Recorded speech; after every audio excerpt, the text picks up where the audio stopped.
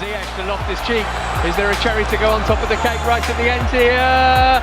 It's a hat-trick for Mason Mount! What a moment! Hey guys, welcome back to the It's a Chelsea Thing podcast. I'm Finn. And I'm Ollie, and today we're going to be talking about the news. So this week we've had a couple international matches.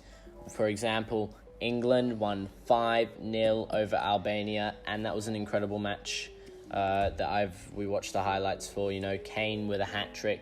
Unfortunately, this weekend, some of our Chelsea players haven't had, a lot of goals or the best international break. For example, Mason Mount was out, but Reece James, he did have a good match, like man of the match type performance for England with all his assists, But for example, Jorginho unfortunately missed another penalty against Jan Sommer, and Jan Sommer has been one of the only goalkeepers to kind of catch on to Jorginho's penalty tactic. Jorginho's got a very strong penalty tactic. Yeah, by taking that step, which he is diversifying now. He's using just normal penalty taking technique now, but he actually completely missed the goal, which is very unfortunate.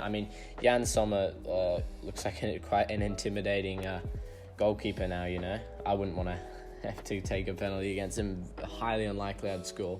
So maybe it hasn't been the best of the best weeks for some of our players, but their teams, the teams themselves. Good England game. Yeah, France won 8-0, Germany won 9-0, but that was basically Thomas Muller getting most of the goals. There wasn't any from Kai Havertz.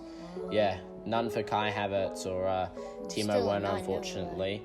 Yeah, it's still like a lot of our Chelsea players. Their international teams are securing places in the World Cup.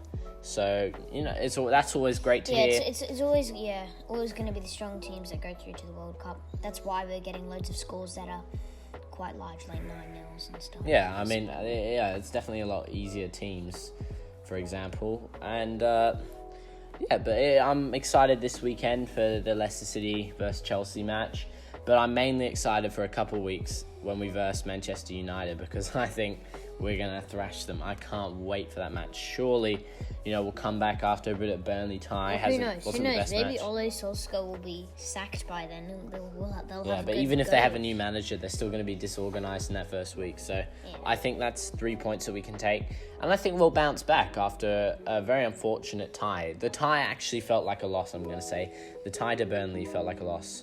But I tell you what wasn't a loss is that Thomas Tuchel won Manager of the Month. So Salah, right to him, who's probably the best player in the world right now, he won Goal of the Month and also Player of the Month for, I think, October, yeah?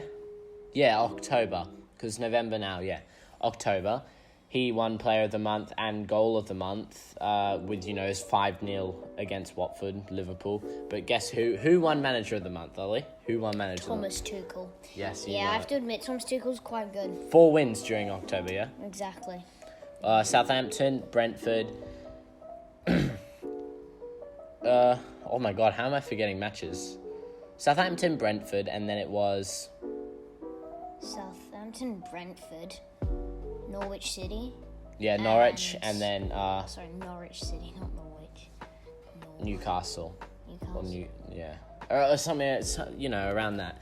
Anyway, so obviously that's great that he's won that. We've had some good performances, and I think we bounce back from the Burnley tie, and we'll pull off some great matches and some great goals. It's always going to happen. We're the best team in the Premier League at the moment. We're not going to win every game. We can't win every game. That's what makes football interesting. Yeah, exactly. That's what makes football interesting. Burnley is a team you wouldn't think that would beat us, Chelsea.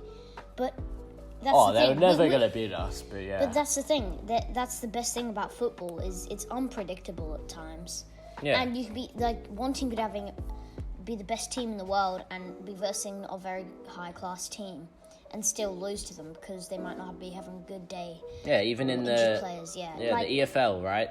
That like some of the lower clubs in completely different leagues can sometimes beat higher clubs. Higher clubs, yeah. And speaking of which, I think we forgot to address this last week, but Manchester City is also out of the Carabao Cup, so that gives us another path to another trophy that we could possibly win.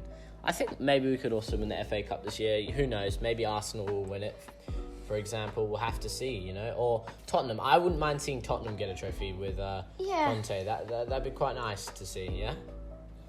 Speaking of which, let's go on to some score predictions. Sorry, but it's a short one today.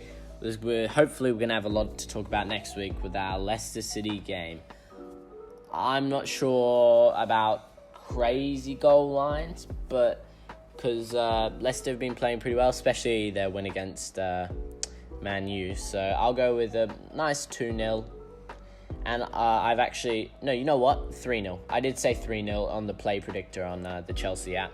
I said Lukaku, if he comes back, he'll score the first goal within 13 minutes. So I'm going to say the first goal could be scored within 13 minutes if it's Lukaku's comeback or Werner is comeback. Otherwise, it's probably... never know, it could be Hudson-Odoi. But anyway, first goal might be under 13 minutes. What about you? Well, that's a very, Specific thingy.